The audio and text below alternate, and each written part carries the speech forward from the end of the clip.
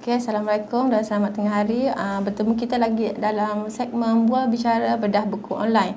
Okey, pada pagi ini kita berterima kasihlah kepada jemputan kita yang sudi datang ke studio untuk ditemu ramah.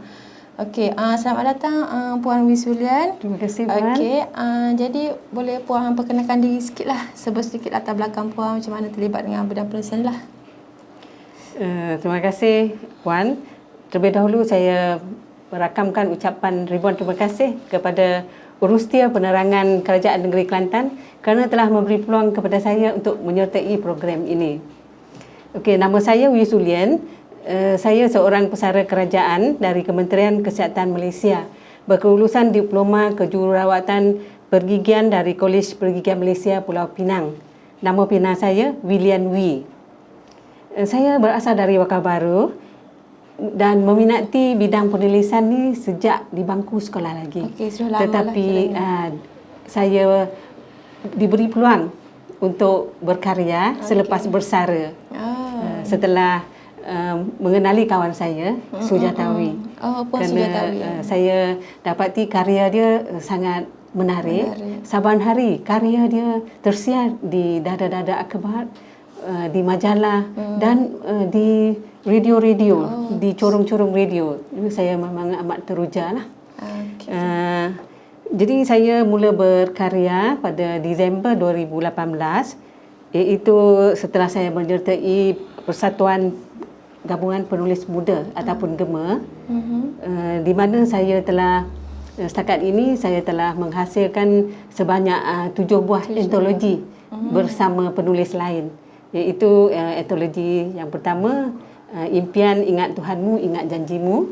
Yang kedua, Apa Lagi Yang Lebih Membahagiakan. Yang ketiga, buku Rona Kata Dalam Kita. Buku keempat, Apabila Mentari Menjawab. Kelima, Gumpalan Dari Jiwa. Dan keenam, Seakrab Angin. Dan ketujuh, nama buku Menenun Zaman. Okey, setakat ini pencapaian saya, iaitu karya pertama saya, puisi pertama Anak Bangsa, tersiar di Utusan Malaysia pada 20 April 2019. Di samping itu, ulasan buku Rindu Shonanto tersiar di Mingguan Malaysia pada 23 Jun 2019. Artikel perayaan ulang tahun Kuan Teck Kun tersiar di majalah Dewan Budaya edisi 12/2019. Saya telah memenangi tempat ketiga sayembara cerpen terbaik dalam antologi Seakrab Angin. Okey, lepas ni kita kupas dalam karya saya dalam buku ini. Dan saya juga telah memenangi hadiah sonigraf terbaik anjuran Tuan Haji Mukhtar Mustafa, Tuan Mazli Husma dan Puan Lati Latisa pada Oktober 2019. Itu sedikit berkaitan dengan diri saya. Okey, Puan Wee, dalam menulis ni sudah pastinya kita akan ada rasa cabaran lah yang paling utama sekali kan? Ya, betul. Jadi antara cabaran yang dihadapi oleh Puan Wee tu, bagaimana Puan Wee mengatasi cabaran tersebut untuk meneruskan penulisan tu? Boleh Puan Wee kongsikan?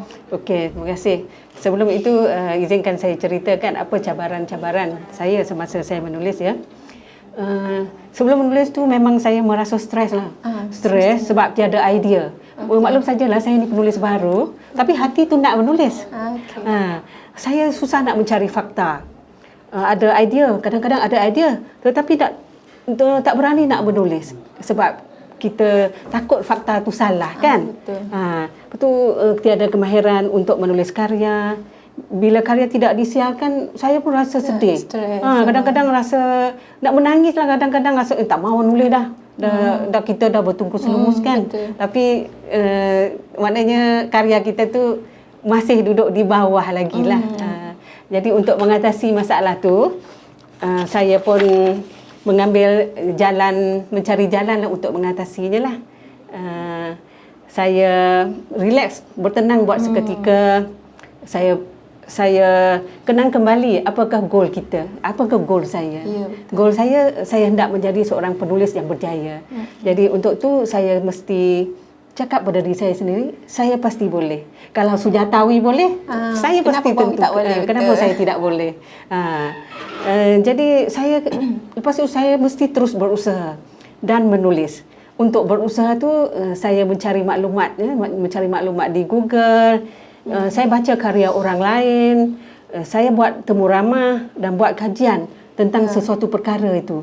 Contohnya kalau nak ceritakan tentang budaya Cina Peranakan Kelantan, walaupun saya ni seorang Cina Peranakan Kelantan, tapi kami pun masih cetek lagi dalam budaya kita kan, sebab budaya kita memang banyaklah. Jadi saya buat temu ramah dengan orang-orang yang mahir lah. Orang-orang yang mahir, contohnya cara dia orang nak mengebumikan mayat kan. Saya pergi buat temu ramah, buat kajian, search Google. Ada ilmu lah. Jadi lepas tu saya pun rasa bila dah ada fakta semua tu, kita pun rasa yakin. Jadi kalau tidak kan kita rasa betul ke? Was-was. Memang perkara macam itulah. Bila saya buat macam tu, memang itu adalah cara yang terbaik. Lepas tu saya dapatkan nasihat daripada kawan-kawan, berguru dengan orang-orang lama, contohnya macam ahli Gema kan. Saya mengikuti bengkel-bengkel dikendalikan oleh Gema. Contohnya saya akan menghubungi Cikgu M. Arif, Dr. Muhammad Fadil, Encik Haji Izani, Encik Zainal. Mereka semua akan memberi semangat dan dorongan kepada saya. Terima kasih kepada Gema. Okey, Puan, untuk berjaya ni sudah pastinya kita ada sumber inspirasi yang membuat kita terus bersemangat untuk menulis. Jadi dalam soalan ini adalah siapa yang Puan Wi dijadikan dia sebagai tauladan untuk terus berkarya? Yang pertama apa tu yang Profesor. yang kata sebagai mentor kan, idola saya lah. Idola saya tu sebenarnya Profesor Lim Swee Tin. Profesor Lim Swee Tin sebab semenjak dari di bangku sekolah lagi saya mengikuti perkembangan beliau. Saya dapati karya-karya beliau memang sangat menarik dan banyak memberi manfaat kepada remaja, masyarakat, kerana setiap karya dia ada memberi kata-kata semangat dan nasihat kepada warga, kepada semua bangsa. Okey, saya kira penulis ni ramai sebenarnya yang terkenal kan. Ahmad Said, Profesor Lee Swee Tin, dan bagi Puan sendiri Puan memilih Profesor Lee Swee Tin. Kenapa memilih dia tu?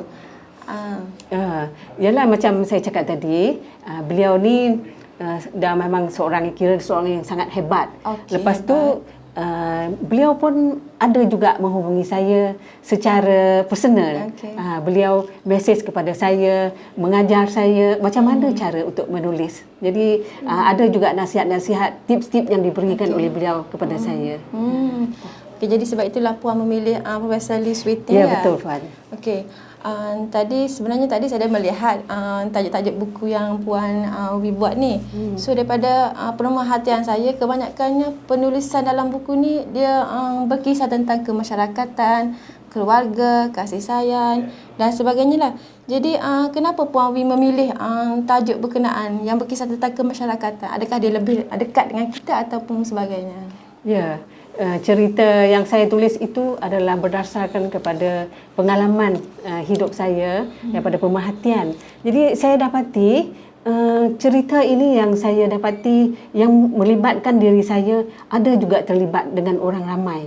Jadi saya rasa patut saya berkongsi dengan masyarakat umum supaya apa yang saya dah rasai dan macam mana cara saya dah atasi itu dapat dikongsikan kepada masyarakat luar supaya mereka juga tahu bagaimana nak menangani masalah mereka. Jadi dengan cara begitu, secara tak langsung saya juga dapat menarik minat mereka untuk membaca, menanam minat membaca buku-buku dan juga bukan saja buku ilmiah, buku cerpen sebagai pendorong untuk mereka membaca.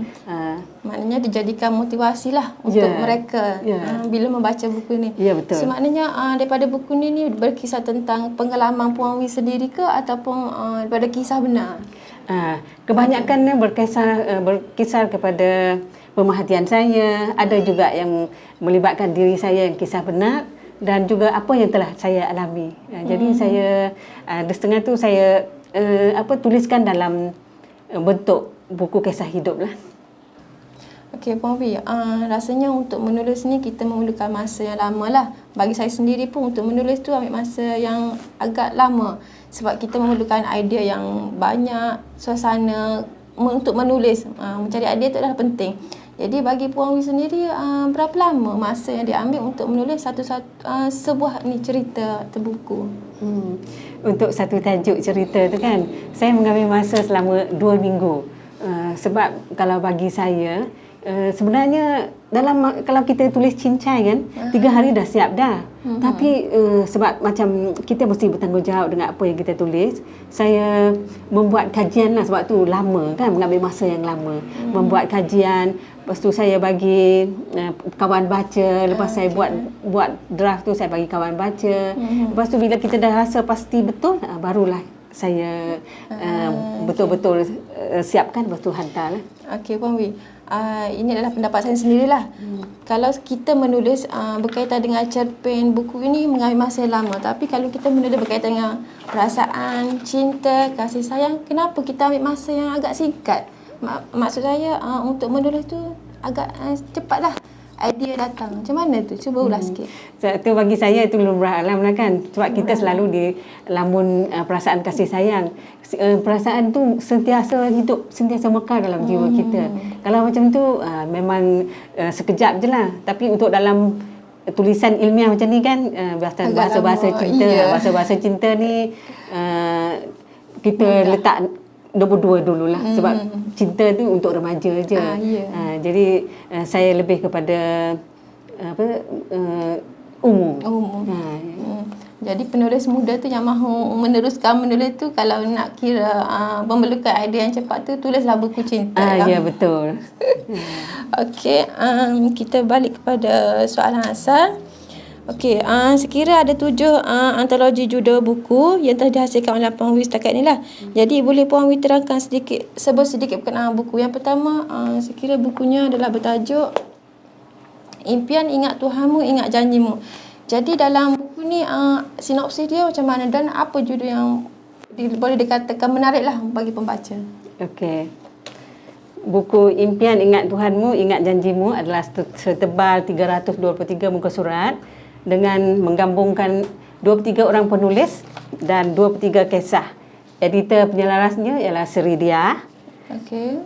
Karya saya berjudul Biarkan Badai Berlalu. Apa yang dimaksudkan biarkan badai berlalu tu?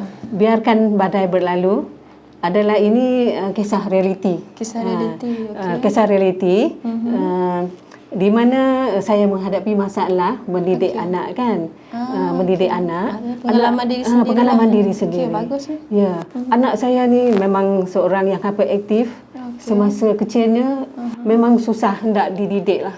Sebab dia tidak boleh duduk diam, dia merangkak di bawah katil, di bawah pergi sekolah, dia merangkak di bawah meja sampai dia punya lutut tu cala-cala habis. Kemudian dia selalu merayau di luar kelas. Jadi untuk cara nak mengatasi itu, saya hantar dia ke dapatkan rawatan di HUSM, Hospital Universiti Kubang Krian, untuk mendapatkan rawatan cara kerja. Tapi syukur dengan cara rawatan yang dikendalikan oleh pihak hospital, akhirnya anak saya sembuh. Tetapi dia nakal. Dia nakal sedikit. Di mana dia berkawan dengan budak-budak nakal kan. Berkawan dengan budak-budak nakal, selalu lepak di cyber cafe, ponteng kelas. Jadi saya masa tu memang saya menghadapi masalah lah untuk nak mengatasi itu. Jadi di sini saya ceritakanlah macam mana kisah saya dengan bersama anak saya. Akhirnya anak saya berjaya dipulihkan dengan cara motivasi daripada ibu bapa. Jadi moral of the story daripada cerita ini ialah kita sebagai ibu bapa, kita tidak boleh melepaskan tangan kepada pihak sekolah untuk menjaga. Saya memang dulu tu memang konsep saya silap. Sebab saya fikir kita sibuk bekerja, kita sediakan duit. Jadi kemewahan tu tidak menjamin kebahagiaan anak. Bila kita terlalu bagi kemewahan kepada anak kita kan. Anak kita merasa, oh mak aku orang kaya, buat apa aku nak belajar kan. Lepas tu akhirnya remaja ni kan, anak saya tu dia dapat jangkitan daripada merokok tu. Seperti dia paru-paru dia kan berair, selalu batuk. Lepas tu kami pun rujuk kepada pihak hospital. Jadi untuk nak merujuk kepada hospital tu, untuk cara macam mana tips untuk nak berhenti merokok. Dalam buku ini ada cara-cara tips untuk berhenti merokok. Jadi memang sesuai untuk pembaca di luar sana untuk nak mengetahui macam mana tips untuk berhenti merokok. Ada dalam cerita dalam ni. Itulah satu kemenangan untuk anak saya. Akhirnya anak saya berjaya dalam peperiksaan STPM, mendapat dengan pekat cemerlang, dan sekarang dia telah berjaya membuka sebuah kedai workshop sendiri. Jadi menjadi satu kebanggaan kepada saya. Saya rasa nak macam menitik air mata. Sebab kalau ikutkan macam masa penyakit yang dihadapi oleh dia tu, dia memang nakal, selalu ponting sekolah tu. Memang kalau cikgu kata kan, saya cikgu beritahu kepada saya, budak ini memang dah tidak ada harapan untuk masa depan. Saya sampai cikgu kata macam tu kan, kita cuba bayangkan apa perasaan kita. Tapi saya merasa bersyukur kepada Tuhan apabila dengan dapat motivasi daripada pihak sekolah, daripada guru-guru lah ya, daripada guru, daripada keluarga saya, terutamanya kepada suami dan kepada pihak hospital. Akhirnya anak saya berjaya diselamatkan. Okey, syukur. Jadi pada ibu bapa yang ada anak seperti Puan Wisulian ni, harapannya agar ibu bapa ni terus memantau anak-anak supaya tidak terjadi sedemikian, sebab anak-anak ni bagaikan dilahir seperti kain yang putih. Jadi ibu bapa lah mencorakkan keadaan anak itu sendiri, sama ada anak itu menjadi ke arah yang baik ataupun yang sebaliknya. Tapi kita sebagai bapa naklah anak kita ni berjaya dalam hidup kan. Ya, betul. Jadi keluarga ni adalah umpama ranting-ranting lah pada sebatang pokok. Jika kita bersadia dengan ruang yang berbeza dalam suasana yang berlainan, namun tetap berasal daripada akal yang sama. Okey, kena faham macam tu ya. Okey Puan, kita balik kepada buku yang kedua yang bertajuk buku apa lagi yang lebih membahagiakan. Dalam ni ada karya dari Puan, Bahagia dari Kekurangan. Okey. Apa rahsia bahagia dari kekurangan tersebut? Buku ini adalah gabungan penulis seramai berapa nanti saya tengok ya. Saya pun seramai 84 orang peserta telah mengambil bahagian dalam untuk menghasilkan buku ini, dan 6 orang penyumbang. 6 orang penyumbang tu termasuk orang-orang kenamaan seperti siapa tu? Seperti seperti apa tu, Yang Berhormat Datuk Seri Dr. Wan Aziza, Datin Seri Ismailina, Seri Diah Baharudin Sairi, Siti Mazli dan Muhammad Khairul Riza. Editor perunding dia adalah Muhammad Nasir Muhammad, penyelenggara Rusina Osman dan Siti Isyah Syamsuddin.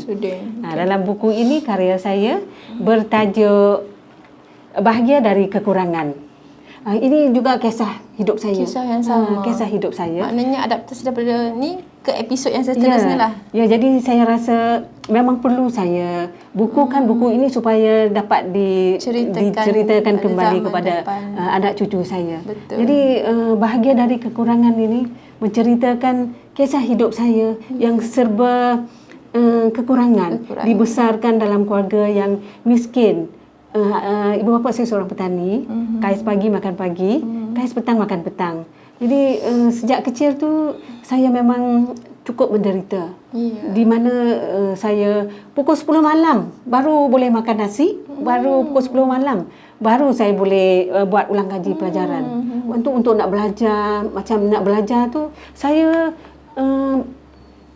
bantu ibu bapa saya junjung sirih lah kan, junjung sirih, junjung sirih jual sambil berjunjung tu kan, kutip daun suri, saya baca buku ni. Kadang-kadang rasa kelakar jugalah Puan.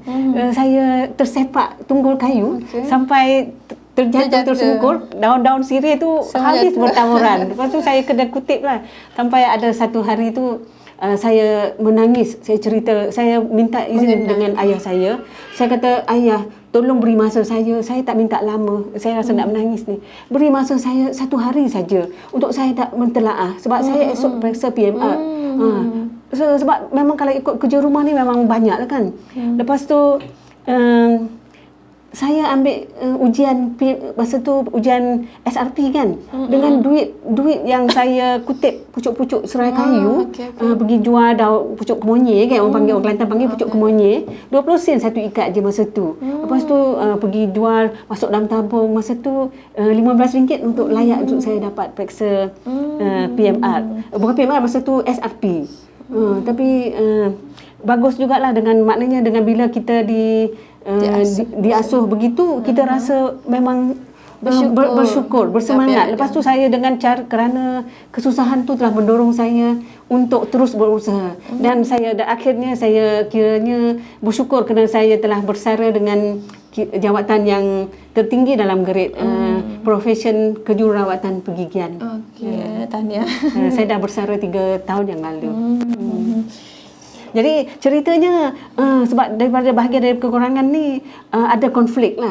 Ada konflik sebab ayah saya kata, alah, awak tu anak perempuan, buat apa nak susah-susah belajar? Di dapur juga awak tu nak kena jadi bini orang esok-esok kan. Duduk di dapur je tak ke mananya. Jadi saya nak membuktikan kepada ayah saya bahawa kata-kata itu adalah tidak benar. Salah, anak perempuan pun boleh jadi seorang lelaki. Jadi dalam buku ni saya ada ceritakan tips-tips bagaimana untuk berjaya. Jadi buku ni memang sesuai untuk remaja yang ingin berjaya dalam hidupnya. Jadi saya rasa memang patutlah buku ini dibaca oleh semua golongan, terutamanya golongan remaja.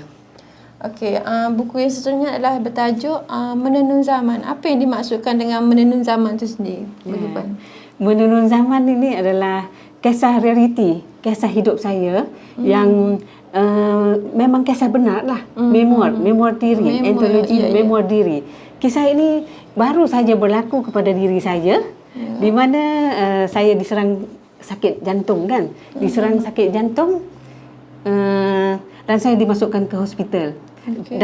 Dalam buku ini memang menariklah sebab terdapat konflik pergolakan berkeluarga antara suami dan isteri kan. Macam suami saya tu dia tak suka makan masin, saya pula suka makan masin. Jadi timbul konflik. Saya pun macam adalah rasa cemburu, kenapa sekarang baru dia nak komplain masakan saya, sedangkan masa kahwin mula-mula dulu pun saya masak macam ni juga tapi dia tak komplain. Jadi saya terfikir, adakah dia dah ada tukang masak baru ke?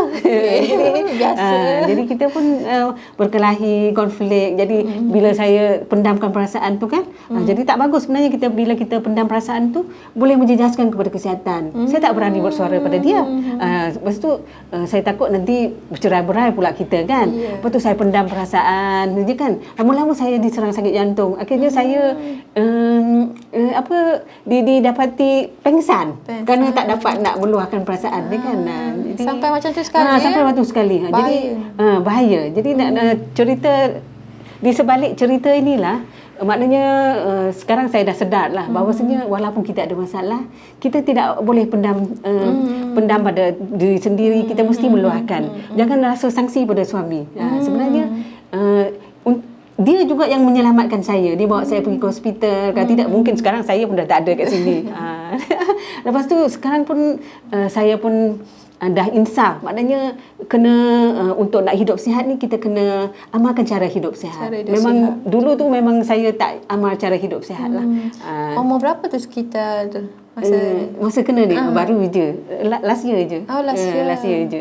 Buku ni baru je. So saya pun kata ni bagus ni pengalaman ni sebab nak sedarkan kepada masyarakat bahawanya kesihatan tu mesti kita pentingkan dulu. Jadi dalam buku ni adalah tips-tips macam mana kita nak cara kita nak jaga kesihatan. Sekarang saya rasa bertenaga, rasa tak pucat dah. Kalau dulu Puan Sujata tengok saya ni kan cengkung je muka, selalu dia ajak saya kan pergi ke kelas. Saya tak nak, saya tak larat. Kita kan tak larat sebab kita berpenyakit. Tapi bila saya dah amalkan cara hidup sihat ni kan, ada nak tahu cara dia sihat, boleh baca buku ni. sekarang saya bersemangat. Nak rasa Terus bersemangat. bila ada panggil ke studio, boleh je. Kalau dulu tak maulah dulu, biarlah saya tak larat, saya letih. Tapi sekarang dah tak ada alasan. Berbeza dengan Berbeza. sekarang. Kira bagus. Lepas tu ada dua karya saya dalam ni. Satu lagi berkaitan dengan pengorbanan guru. Pengorbanan guru. Ini cerita yang saya perhati daripada kawan lah ya. Daripada kawan saya seorang guru. Jadi pengorbanan guru tu sebenarnya bukan saja sekat bilik darjah, tapi guru tu melebihi daripada itu lagi. Contohnya dalam karya saya ni, pengorbanan tajuk dia. Guru telah menyelamatkan seorang anak muridnya yang cuba membunuh diri kerana anak muridnya tu marah kepada ayahnya yang berkahwin dua. Jadi moral of the story daripada cerita ini adalah kita sebagai guru kan kena tahu apa masalah yang dihadapi oleh murid-murid kita. Sehingga bagus cikgu ni lah dalam ni ya. Yang saya namakan Cikgu Maisara. Cikgu Maisara dan kawan dia tu sampai dia sanggup pergi ke rumah anak murid dia tu, Intan Juliana, yang memang menghadapi tekanan perasaan yang kuat lah. Dia marah kepada ayah dia yang berkahwin tu. Jadi di samping tu, kita sebagai anak kan tak boleh campur tangan dengan urusan orang tua. Betul. Kalau orang tua tu dia nak berkahwin dua ke apa ke, kita jangan campur tangan. Itu adalah urusan orang tua. Tugas kita sebagai pelajar adalah kita melengkapkan diri dalam berusaha. Kata contohnya kan, kalau kita tak berkenan dengan dengan tingkah laku ayah kita yang berkahwin dua tu, mungkin kita boleh suarakan yang apa kesan daripada ini. Kalau maknanya sebab dalam agama tak halangkan nak berkahwin berapa pun. Jadi kita tak boleh jangan memberontak macam tu, merosakkan diri. Tapi cerita ni memang menarik sebab akhirnya ibu dia tu berdamai semula dengan ayah dia. Caranya macam mana dia bagi berdamai? Berdamai, dia kena reda. Terima cikgu tu dah bagi motivasi tadi kepada murid tu. Jadi dia adalah motivasi macam mana cara nak reda. Maknanya kita kena terima. Ketetapan yang telah ditakdirkan oleh Tuhan. Jadi hidup ni hanya sementara, kita kena buka minda. Jadi tak ada gunalah kita duduk bersengketa. Itu saya. Jadi tips of the daripada cerita ni, cara untuk nak meredakan orang dalam masalah berkeluarga, berpoligami. Ada jugalah cikgu tu buat lagi nasihat. Saya rasa seronok lah. Seronok. Kita seronok. dengar pun dah seronok. Macam mana tak baca lagi? Jadi pada yang berminat untuk mengetahui ni, bolehlah beli dan membaca lah. Jadi kalau tengok sinopsis yang daripada tadi tu, mengamalkan cara kehidupan yang sihat tu bagus sebenarnya tu. Sebab semua orang melibatkan suami kita sendiri. Sebab kita sekarang ni semua dah ada suami. Kepercayaan kepada suami tu adalah penting. Untuk menjamin keluarga yang bahagia. Jadi untuk yang cikgu tadi tu, yang masalah cikgu tu, sebagai bapa ni kita haruslah bercerita kepada anak-anak, dan cerita tu haruslah senang difahami, bukannya yang susah untuk kita fahami. Sebab budak-budak ni dia macam susah untuk berfikir, dan berfikiran sikat ni menyusahkan lagilah kita. Ya, betul. Jadi buku yang seterusnya kita akan kupas adalah Seakrab Angin. Seakrab Angin ni buku apa yang tajuk apa yang Puan Will buat dalam ni? Buku ini adalah yang pertama saya menulis. Yang mula-mula saya menulis ya. Tapi walaupun buku pertama saya menulis, tapi kiranya menjadi kebanggaan saya kerana saya telah memenangi tempat ketiga. Saya memperoleh cerpen yang terbaik. Di mana kisah ini menceritakan tentang kisah kehidupan petani yang yang dibawa menerusi watak Menoi dan anaknya Adam terpaksa menghadapi pelbagai masalah dalam mengusahakan tanaman padi. Di samping tu terdapat konflik jugalah di antara mertua dan menantu. Mertua ni selalu menghasut anak dia ni sebab nak tengok anak dia tu rapat dengan menantu kan. Ibu dia rasa jealous. Dia cucuk anak dia tu. Dia kata anak bini engkau ni curang. Sampai satu masa dia tak mengandung, anak dia menantu belum dapat zuriat dia kan, belum mengandung, dia tuduh macam-macam. Dia kata isteri engkau tu mandul. Lepas tu bila isteri tu dah mengandung, dia cucuk pula anak dia tu. Dia cakap, jangan-jangan dengan orang lain. Bini engkau ni pergi buat sundal dengan orang lain, dengan kawan awak. Lepas tu ada konflik lah di antara itulah anak. konflik. Masa ada lagi lah mentua yang macam tu sekarang. Ada. Ini kisah masyarakat Siam lah. Tapi hari ni cerita yang saya dengar lah ya, cerita yang dengar di kampung Siam. Lepas tu dia ada tips lah di samping tu dia ada tips macam mana nak suruh dapat anak. Sebab konon dia tadi dia kata mandul kan. Dia bagilah suruh anak dia tu pergi cari kata air. Kata air kata air lah tu dia panggil ayam air kalau bahasa ayam air. Tapi sebab katanya rasa macam ayam, tapi saya sendiri pun tak pernah makan lah. Maknanya dia buat makan lah kata air tu. Macam mana nak makan tu? Dia buat sambal tumis, dia goreng kunyit, dia gulai pun sedap juga. Jadi sebab dia kata kena makan kata air. Lepas tu sebenarnya perbezaan pendapat ni kan, ini cerita yang orang zaman dahulu yang dia kata mak ayah Meno ini mertua dia kan, dia kata mak ayah dia pun dah amalkan. Sebenarnya bila anak menantu dia mengandung bukan disebabkan oleh kata air tu pun. Itu kepercayaan dia je lah. Jadi sejauh mana kepercayaan tu dapat diterima pakai oleh masyarakat? Jadi sebenarnya yang dia mengandung tu terbongkar rahsia dia tu bukan kerana disebabkan oleh kata air. Disebabkan oleh pil hormon subur yang diberikan oleh kawan dia je lah. Jadi jadi kita nak kupas kat sini bahawasanya walaupun ada petua misalnya dalam kata air apa ni kan, jadi kita kena selidik dulu lah sebab kulit dia pun tak boleh makan macam tu. Kulit dia tu beracun. Kulit kata air tu sendiri. Dan Puan Wee sendiri pun jururawat kan. Pastinya sudah tahu ubat yang mana. Ya, tapi mahal harga dia tu RM50 1 kilo. Tapi walaupun dia tidak boleh tidak kata untuk boleh menjamin dapat zuriat 100%, tapi difahamkan lah ya, saya ada baca Google jugalah, difahamkan bahawa memang daging ini bagus, dapat memanaskan badan untuk orang yang asma, dan juga orang macam untuk orang yang baru lepas bersalin tu okey, sebab dia ada panas darah, daging memanaskan dia badan lah. Tapi kata nak mendapatkan zuriat tu rasa bukan 100% betul lah. Jadi kalau yang makan kata air termengandung tu mungkin secara tak tersengaja lah. Itu je. Lepas tu ada lagi cerpen saya lagi satu ya, Sekuntum Mawar Merah. Ini Sekuntum Mawar Merah. Kisah ni sebenarnya hari ni kisah yang daripada kawan saya lah yang dia ceritakan kepada saya. Kisah yang seorang pengidap penyakit kanser yang tidak mahu pergi mendapat rawatan di hospital. Jadi dia kerana pentingkan duniawi kan, duniawi, duduk fikir kalau dia pergi ke hospital, dia kata konsep dalam dia pergi ke hospital kena tunggu lama. Jadi dia kata tak naklah, baik dia pergi beli ubat-ubat di kaki lima saja. Jadi dengan cara ni kita nak menyedarkan kepada masyarakat bahawasanya cara yang paling baik untuk merawat kesihatan adalah pergi jumpa ke hospital lah, jumpa doktor. Jangan duduk beli ubat di kaki lima apa semua itulah. Jadi akhirnya yang nama ni asing ya, watak utama dia nama asing. Dia meninggal kerana kanser lah. Akhirnya isteri dia tu baru sebulan aja dia meninggal dah berkahwin lain dengan partner dia.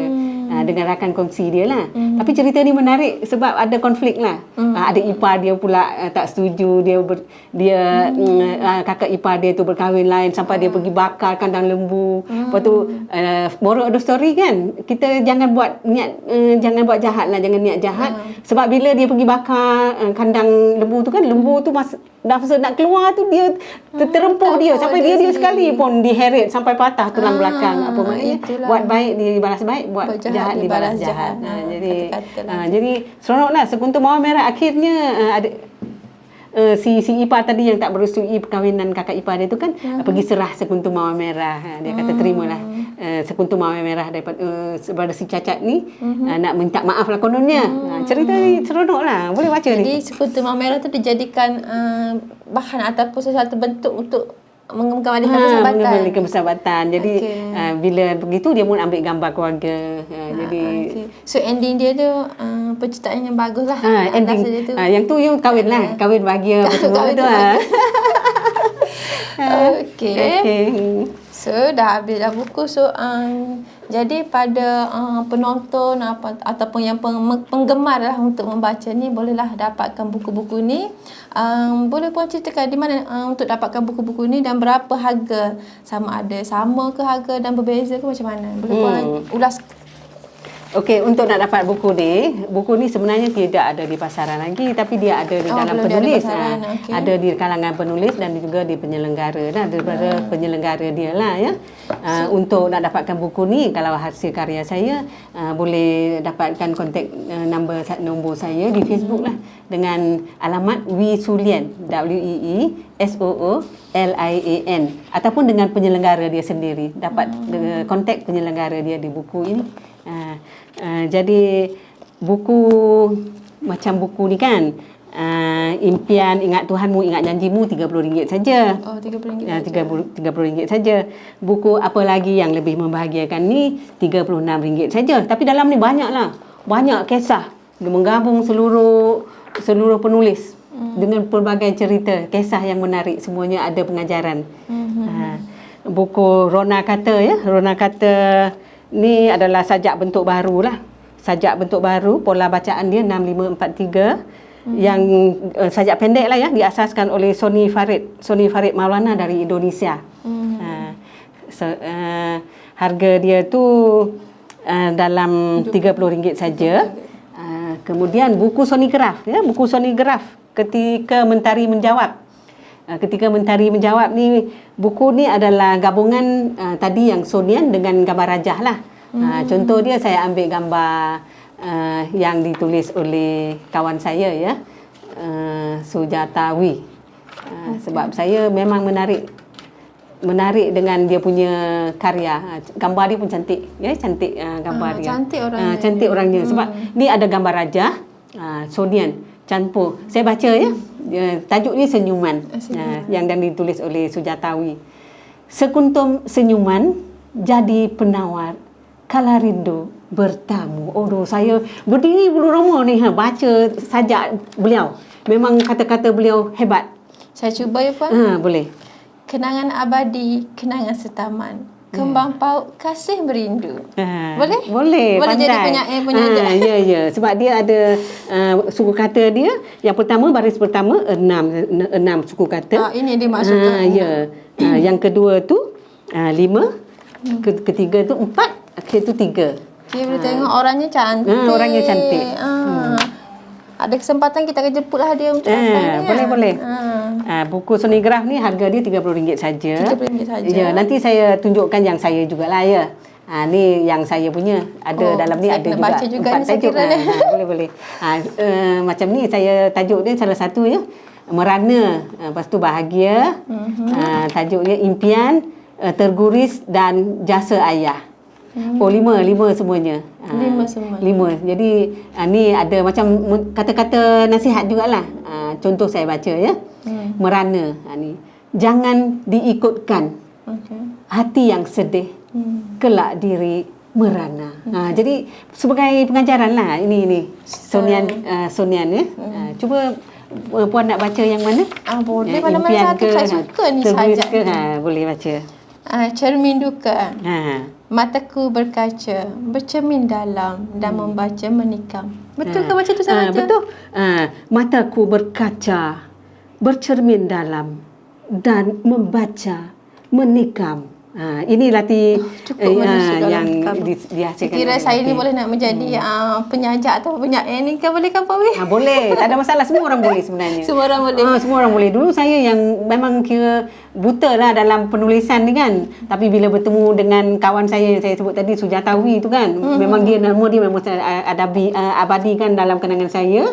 Dan Prof tadi tu memang bila saya down saya akan ingat 2 orang ni akan dapat menulis lagi. Saya kira Puan Sujatawi ni paling akrab lah dengan Puan. Ya. Maknanya bermula penulisan ni bersama-sama ke? Puan Sujawawi yang terdahulu. Oh, dia terdahulu. Terdahulu, Sebab maknanya masa dia senior dulu, lah. dia boleh dulu, saya masa kerja lagi, bila saya pergi sekolah je dia pun tulis sekolah. Baca, tengok ni buku saya, apa pula saya kata ni, tak nak saya. Dia selalu recommend kat saya, tengok ni. Saya pun baca. Apa dia cantiknya bahasa dia. Tu. Maknanya Puan Sujawawi ni jugalah pendorong untuk menulis. Ya, ya. Okay, ada masa saya nak jumpa juga lah Puan Sujawawi ni. Kita akan jemput dia ke studio kita lah. Okey. Dan buku seterusnya adalah buku Gumpalan Dari Jiwa. Ini adalah antologi puisi lah yang dikendalikan oleh Kembara Sastra. Okey. Penyelenggara dia Mazli Husma dan Mukhtar Mustafa. Dalam buku ini seramai 31 orang penulis dengan 122 buah karya lah ataupun puisi. Untuk karya saya ada 4 lah dalam ni. Sebuah janji, menaruh harapan, pesanan dan bangsaku merdeka. Kalau ada masa, izinkan saya baca okey, boleh teruskan. sebab saya ni berjiwa patriotik sikit. Saya pun berjiwa sama. Okey, kita sama-sama menghayati. Ini akhir ngelah ni. Okey. Bangsaku merdeka. Tajuk dia ya, karya Wi Sulian, Wakabaru, Kelantan. Bangsaku, warisan ibunda, dikandung sejak berzaman oleh susur galur nenek moyang dari dahulu hingga sekarang. Bangsaku adalah warga Malaysia, adalah bangsa mulia, adalah bangsa perkasa. Melayu, Cina, India dan etnik yang pelbagai menakluk perhatian dunia. Hidup aman damai tanpa sengketa. Aku bangga dengan bangsaku. Inilah bangsaku, bangsa merdeka. Sekian, terima kasih. Okey, bagus ni Puan Wi ni. Saya suka dengan sajak ni. Sebenarnya untuk baca sajak ni ataupun puisi ni, dia ada lenggok bahasa sendiri tak? Ataupun macam mana? Suka sendiri? Tak ada, dia kena ada cara. Kita kena pergi kursus. Ada kursus. Saya hari tu baca macam tu je, tapi bila pergi kursus kan, dia orang anjur kursus ni. Bersemangat, itu baik pergi kursus. Kursus tu memang memberi motivasi kepada orang-orang baru, terutama orang baru kan. Orang lama pun kena gilap semula. Memang baguslah. Boleh kalau macam tu Puan Wi syaratkan kita lah untuk pergi kursus kan. Boleh. Okay, sebab di pejabat kita pun ramai yang berminat untuk menjadi penyair, penyajar ni. Cuma tak ada trend daripada orang ni. Okey, itulah kita pun dah sampai ke penghujung rancangan. Okey, sebelum tu saya nak tanyalah untuk kata-kata terakhir daripada Puan Wi ya. Okey, jadi apakah pesanan yang ingin disampaikan oleh Puan Wi kepada golongan remaja ataupun yang pencinta puisi, pencinta yang meminat menulisan ni, apakah pesanan ataupun nasihat yang ingin Puan Wi sampaikan? Okey, sebelum mengundur diri ya, izinkan saya memberi pesanan lah kepada semua warga yang pencinta seni. Kita mestilah berkarya dengan jujur dan ikhlas.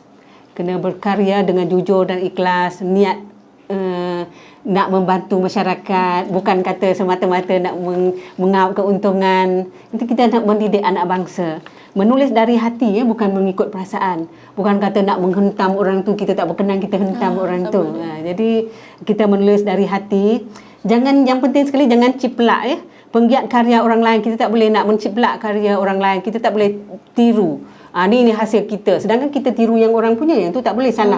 Dapat kena saman tu. Betul. Kita mesti bertanggungjawab ke atas apa yang kita tuliskan. Jadi kita mesti bertanggungjawab lah. Apa yang kita tulis semua ni, jangan kata esok ni kita tulis kelentung kan. Ini ini bukan saya yang tulis ni.